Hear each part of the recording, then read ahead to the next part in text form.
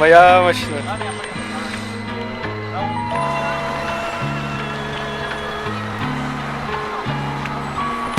Где ты? Я все ищу тебя по белу свету. Мне бы знать цвет волос или твои приметы. Небо ждет наши общие с тобой кометы. Где ты? Лишь мои огни, и я к тебе приеду. Где ты? Скажи только место. Где твое утро и сон? А метку на карте бы крестом я бы нашел нас потом. А с факелом словно по свету я все ищу тот паром, тот, что причалит на тихий тот берег. Там, где есть ты, там, где твой дом. Сначала найди угол, короче, хороший. Так, чтобы просто не было, типа, свет нормальный. Итак, доброго дня, мой друг. Здесь нахожусь я в том числе. Меня зовут Гоша, мы на канале каком-то там. А это владелец замечательного автомобиля GLC. Ну как владелец? Совладелец. Совладелец. Она в лизинге. Девчонки, не ведитесь на богатый образ жизни. У вас, получается, этот автомобиль во владении где-то 1 год, наверное, да? Ну, примерно 1,5, скорее всего, так. И накатали вы уже сколько тысяч километров? 17. Можем проверить. Только вот честно, я не знаю, где смотреть даже на самом деле. А вот смотри. 28! Почти 9, йоу! Да ладно? Жара пошла, все. Офигеть. Мне кажется, по моему мнению, это самый идеальный автомобиль для города. Макс, что скажешь об этом автомобиле? Ой, руль заблокировался. Вывернул. Я могу сказать, что из последних версий GLC, ну и в принципе всех версий GLC, которые были до этого, наверное, это самое лучшее, потому что они, мне кажется, возобновили ее полностью. Раньше это было, по-моему, полное дерьмо, а не машина. Сейчас это стал автомобиль на самом деле, потому что внутри он выглядит отлично, снаружи он выглядит хорошо наконец-то, особенно если вы берете комплектацию вот по типу такой AMG Night Edition, не помню, как называется правильно, или First Edition, что-то такое. Тогда она выглядит вообще отлично, для своих денег точно. Мне кажется, она очень подходит для женщин, для девушек, в принципе. Так как она легко управляется, в ней все есть, в ней комфортно ездить, в ней сзади много места, в ней спереди много места по сравнению с каким-нибудь Иксом. Потому что, наверное, можно сравнивать ее с X3, я думаю, да? Я думаю, то, что да. Ну вот, если сравнивать с X3, то у вас сзади просто не будет места. Допустим, здесь, типа, если посмотреть, хотя бы побольше места, чем будет в X3, чем в X5, скорее всего, тоже места будет меньше, чем здесь. Да, в свое оправдание могу сказать то, что в X5 сзади сидеть менее удобно, потому что здесь сиденья, они получаются как вогнутые, и за счет этого здесь удобненько прям сзади. В принципе, тут с подлокотником, здесь у вас установлена пневмоподвеска. Да, но она, скорее всего, работает только спереди, как я понял, да? Может быть, и сзади, на самом деле.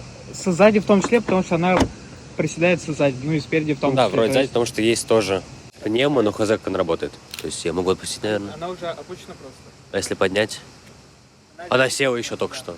Как она села, смотри, чуть ниже. Есть! Фига себе, она присела. Фитуха вообще 2 пальца туда даже не влезет. Да, она это. Вообще не влезает 2 пальца. А они жарки села. Вот честно, единственное, что бы хотелось бы, чтобы они стояли вровень с арками. Но они утоплены чуть-чуть, но это, скорее всего, сделано для того, чтобы было более мягко ездить на пневмоподвеске. Потому что она прям утопает. То, что мы ее слишком сильно занизили, мне кажется, вот, используется чисто, знаешь, для чего? Чисто для вещи забирать. О май гад! Да, это оно так и делается, но... Мне кажется, если ты выезжаешь, она сразу поднимается. Вряд ли она так будет ездить. Мы это даже можем сейчас чекнуть. Вот такая иллюминация встречает нас с знаком Мерседеса. Вот, все, пошла возня. Вот она и поднялась. То есть, да, вы начинаете движение, и она едет и поднимается.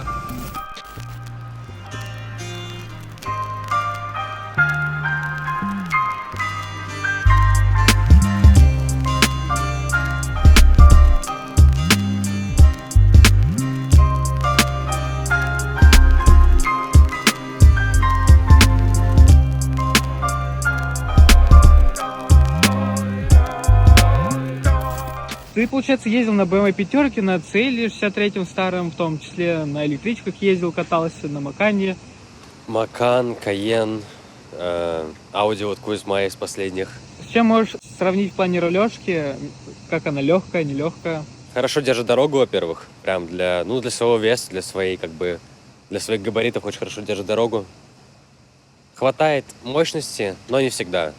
Если ее расшить поставить нам чип Stage 1, то вообще будет классно ехать. Потому что в России, например, если берете такую машину, вам, в принципе, все равно уже на то, что у вас как бы будет гарантия, если она слетит, потому что ее там не существует больше. Здесь я не могу так сделать, наверное, потому что машина не полностью моя, машина мамы. И поставить чип, гарантия сразу же слетает. Вопросы. Они не умеют, во-первых, делать чипы, потому что это Турция. Ну и в этом проблема.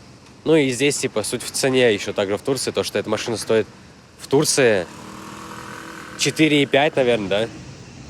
Я думаю, да, около 4 стоит, это в рублях умножайте на 2,9, это много. грубо говоря, получается около 11 миллионов рублей. Кстати, в России они стоят вот за 10 миллионов рублей, то есть за 12 вы можете ее взять в половой комплектации на 2 литра дизель, там это будет новое, что-то да, прям? 249 сил, да. Да. Такое 249, серьезно? Да, за 10, это прям дорого.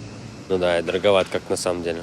Вот, в принципе, о морде я могу сказать, что она очень сочно выглядит. Все подсъемы будут сейчас где-то вставлены. В принципе, очень удобный, практичный автомобиль, потому что мы ездили также в горы с пацанами. В горы, везде, она очень далеко ездила. Где только она не была, как она только не ездила, в принципе... 200 можно ехать спокойно, дальняк. Да, можно. Ну да, держит хорошо. Не задувает, огромная панорама имеется. Все отлично выглядит. Салон божественный. Музыка играет. Кстати, музыка. Музыка. Музыка Бурмистр. очень хорошая. Поэтому берите, если у вас есть возможность такую машину взять, то берите комплектацию просто максимальную. Потому что она того стоит. Так у вас будет все. У вас будет подогрев жопы, обдув жопы, сзади подогрев жопы. То есть все парктроники, вот эта вот вся тема. Бурмистр, аудиосистема как раз таки. Пневмо, но это все входит, скорее всего, Night Edition или First Edition, не помню, как называется точно. Он того стоит просто, вот и все. И, в принципе, я могу сказать то, что здесь очень много USB-C входов для подзарядки телефонов, либо чего-либо остального. Здесь также есть 12-вольтовый в багажнике. В принципе, из розеток, наверное, все. Могу сказать то, что для города это прям идеальный автомобиль. Маленький, юркий. Здесь в том числе с подруливающей задней осью. Мои ощущения как с пассажира. Спереди сидеть очень удобно, сзади в том числе удобно сидеть, потому что у меня ноги не упираются. С подстаканниками. Здесь еще трехраздельный климат-контроль, то есть... четырехзонный он даже, Да, потому что слева-справа, спереди, и также аналогично и сзади слева-справа. Мне кажется, это идеальный автомобиль.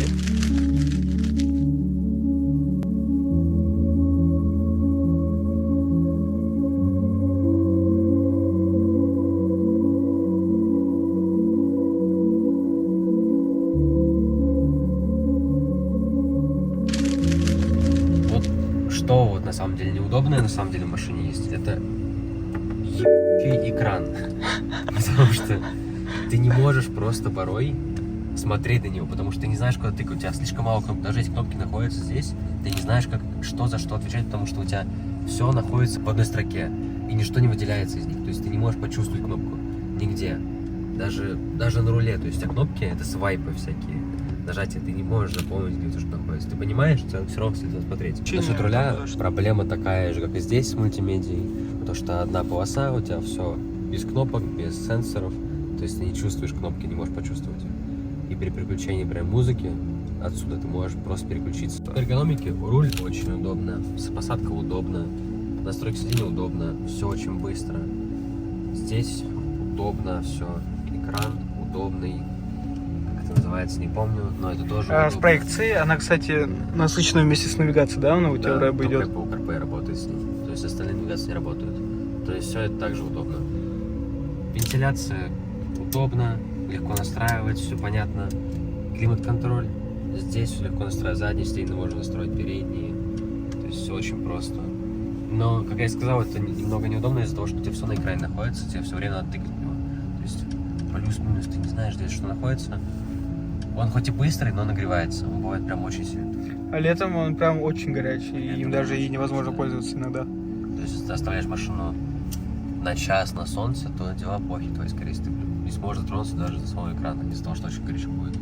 Ну и, в принципе, если машина черная на черном, вам не советую просто, вот и все. Это слишком горячо.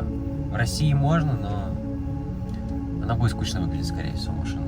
На черном не стоит. А на белом салоне она вообще офигенная, советую его убрать, потому что в России они белый с коричневым, но он смотрится как-то не топ, потому что коричневый цвет, он прям цветом колок, да, белый прям топ. Все, получается, да, бардачок,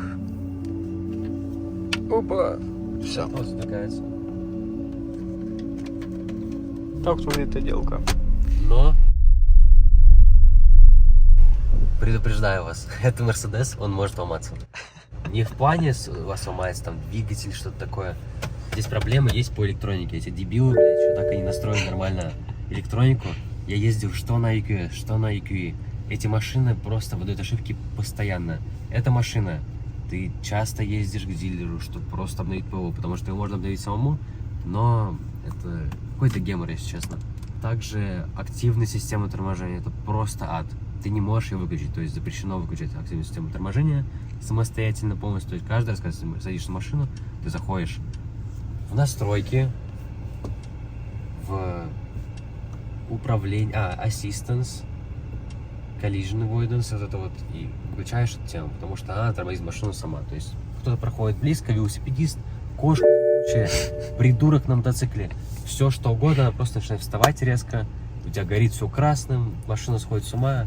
То есть это главная проблема, которая вот, как и в новых Поршах, ты каждый раз заходишь в машину и выключаешь все абсолютно, потому что оно просто мешает ездить. И вы из-за этой штуки отдавали автомобиль на 2 дня, да, вроде бы? Или что-то такое-то? Он стоял Вот, месяц примерно. Мы, конечно, кайфовали просто, типа, месяц это в плане в целом, а так он стоял там по 5 дней, по 3 дня, потому что чинили. Потом решили, конечно, проблемы, все, больше такого нету. Потому что до этого вставал колом вообще просто на дороге, выключалось все абсолютно полностью, это вот прям сбой в системе был.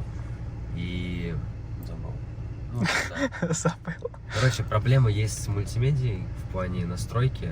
Она не до конца доделана еще. Хотя машину выпускать давно уже. Но все же. Сама машина-то с 23-го года. То есть машине уже... Ну, она новая все еще.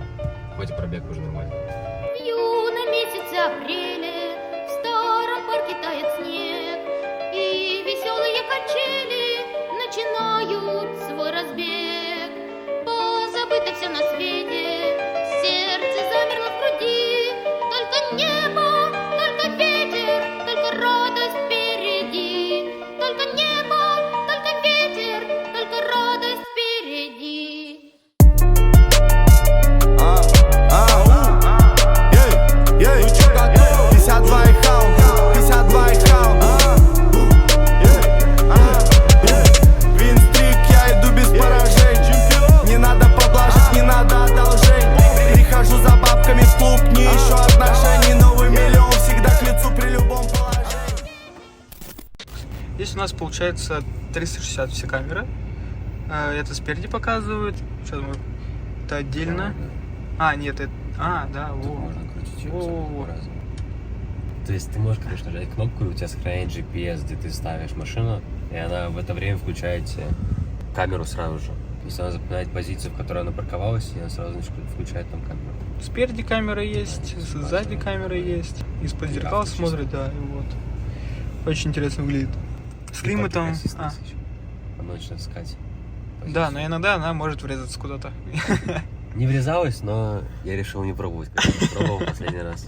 Здесь должна быть отдельная вставочка, где Максон чуть не въехал в автомобиль. И уточнение, это было дело на EQE, а не на этом GLC. Я пытался, короче, паркануться. Включил парковку, типа, автоматическую. Она начала парковаться, она чуть не въебать в рейндж просто. Она даже не тормозила, я понял. Тормозил сам, и она остановилась. Ну, то есть, я хуй просто, она чуть не въебать. В прямом смысле, она даже не видела его, видимо. Типа, она показывала его, но она не тормозила перед ним. Прям, типа, видел то, что она едет дальше влево. Просто повезло то, что, типа, я ногу держал на педали тормоза и затормозил. Я вышел, смотрю, у ренджа кто-то уже коснул спереди, я думаю, я что ли въебал только что. Ну, там прям жестко, там, типа, не я, 100%. Но все равно я конечно. Потому что у меня здесь нет вообще. Это я, типа, вытер, а здесь ничего нету. А у ренджа там вообще было. Это прям, ну, смотри как. Я еще понял, поверил сначала, я вышел, смотрю, такая хуйня. Я думаю, я что ли? Ну нет. Макс, ну как? Нормально. Нормально? Да, Хорошо. Что, ты расстроен? ну немножко, Немножко. больновато. То есть, в принципе, здесь Apple CarPlay, понятное дело, настройки вот базовые просто.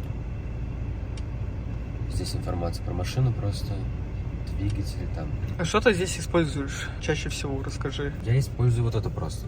То есть самый базовый классический монитор. Тут все в основном нарисовано. Если вдруг надо проверить, сколько у меня температура масла там, двигатель, то заходишь сюда просто в спортивный режим, будет показывать температуру масла.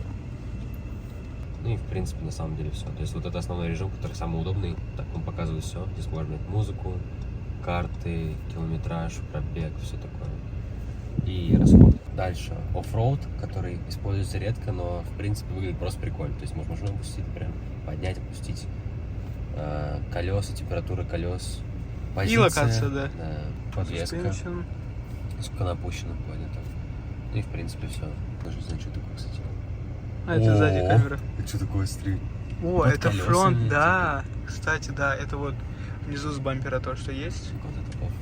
Все off. А, это выключить получается. Этот Все здесь тут есть. приложение есть на самом деле, даже не без понятия, что здесь вообще есть.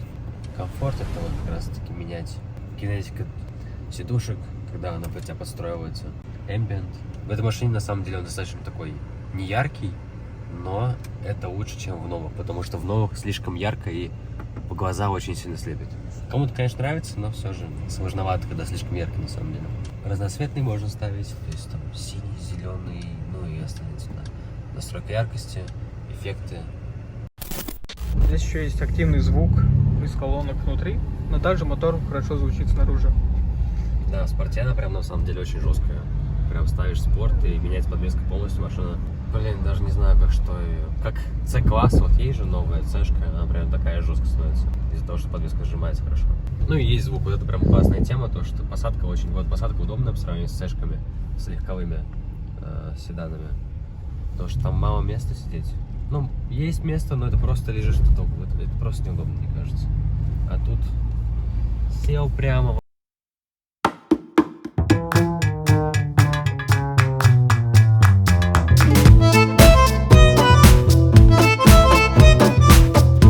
Как Ну и, в G-Wagon. принципе, звук, да. Лепестки. Да, ты можешь ездить в монолке прям на ней. В целом звучит машина. Начало.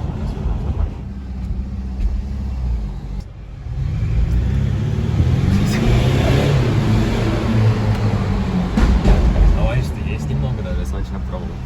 Смотри, какая нога такая. Это турецкая машина. Тогда она раздувается. Но жмет хорошо, кстати. А? Жмет хорошо, кстати.